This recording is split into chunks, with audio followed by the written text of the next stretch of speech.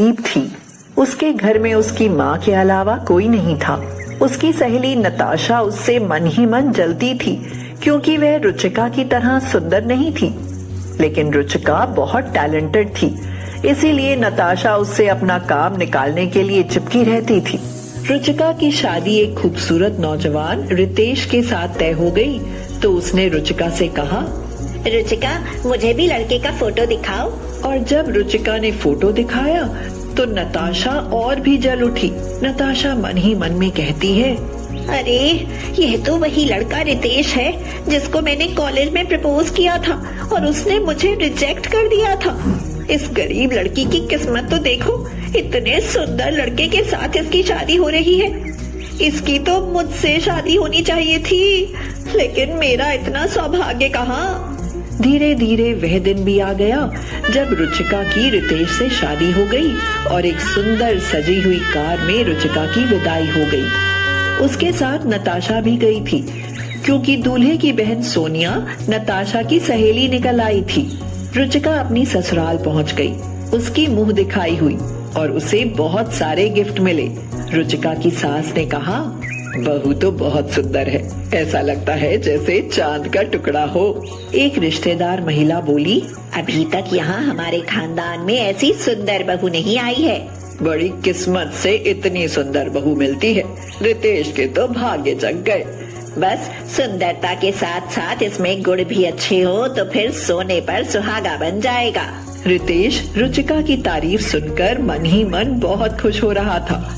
अब उससे रहा नहीं गया तो वह तारीफ करने लगा, अरे आंटी जी, आप बस देखते जाइए, अभी जब उसके टैलेंट सामने आएंगे ना तब देखिएगा, ऐसी लड़की से शादी की है कि इसकी तरह कोई नहीं है। रितेश की बहन सोनिया नताशा से बातें कर रही थी। यार नताशा, तुमने अच्छा किया जो चली आई। तुम्हारे आने से कितनी रौनक हो रही है, कितना अच्छा लग रहा है। मुझे नहीं पता था कि तुम रुचिका भाभी के पड़ोस में रहती हो।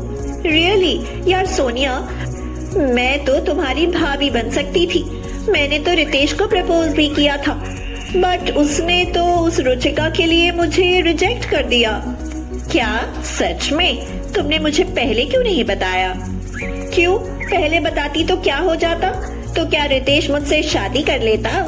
ऑफ कोर्स, क्यों नहीं कर लेता? हम सब प्रेशर डालते हैं उस पर।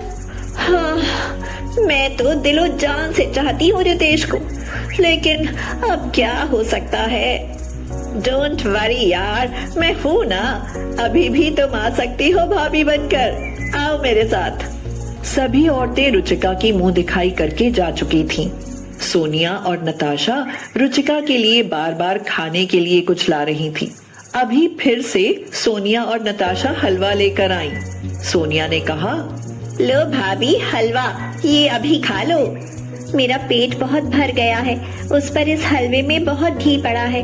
लगता है कि ऊपर से घी डालकर हलवा तर कर दिया गया हो। गर्मी भी बहुत है।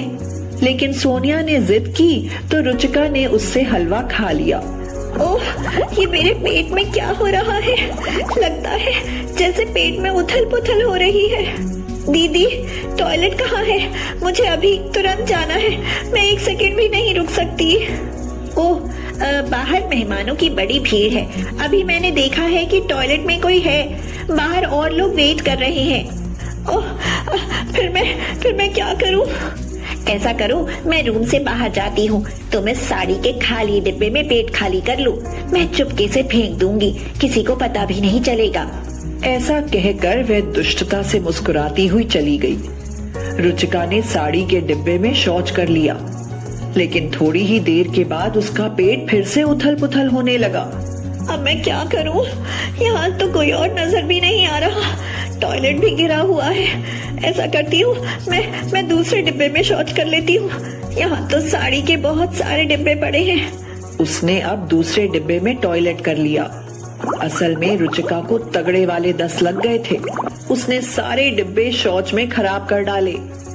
लगता है मुझे 10 लग गए हैं, मैं टैबलेट ले लेती हूँ। उसने टैबलेट खा ली। अब उसे थोड़ा आराम लग रहा था, लेकिन अब उसे उन डिब्बों की चिंता थी। सोनिया दीदी कहाँ चली गई? वे जल्दी से आकर इन डिब्बों को बाहर ले जाकर फेंक आए। अगर कहीं किसी को पता चल गया तो मेरी बहुत बदनामी होगी। लेकिन सोनिया का तो कहीं पता ही नहीं था। थोड़ी देर बाद नताशा आई, उसके पीछे सोनिया भी आई। उनके पीछे बहुत सारी औरतें आ गईं। एक औरत रुचिका की मुंह दिखाई करने के लिए आई थी।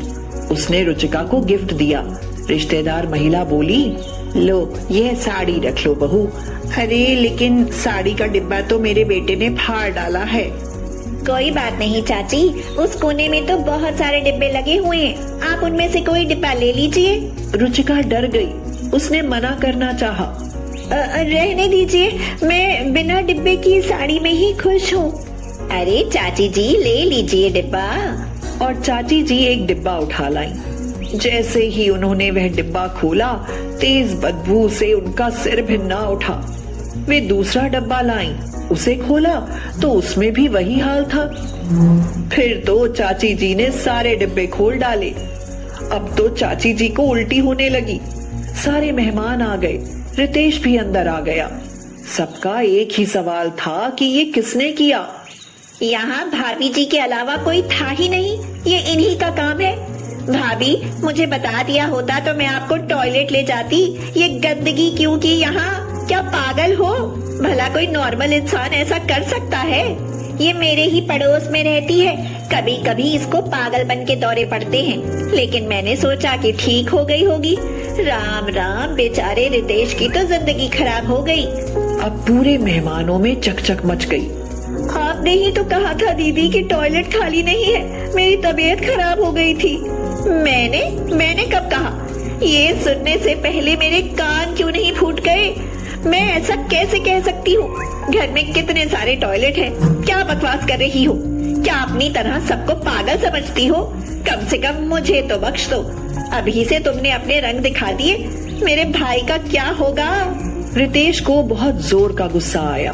वह बोला, चलो रुचिका, मैं तुम्हें तुम्हारे घर छोड़कर आता हूँ।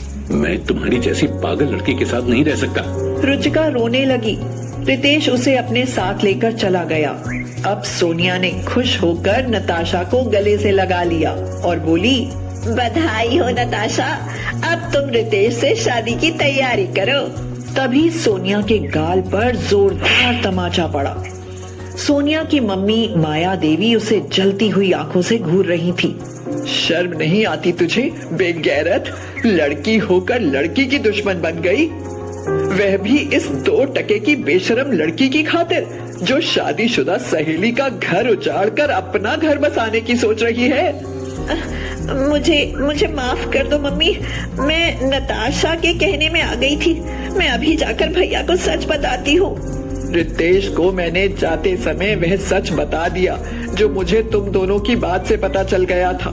वह रुचिका को उसके घर छोड़ने नहीं गया है, बल्कि रुचिका की दवा लेने डॉक्टर के पास गया है। अभी आता होगा। घर के सारे मेहमानों को सच पता चल चुका था। वे रुचिका से हमदर्दी जता रहे थे और सोनिया व नताशा के प्रति नफरत।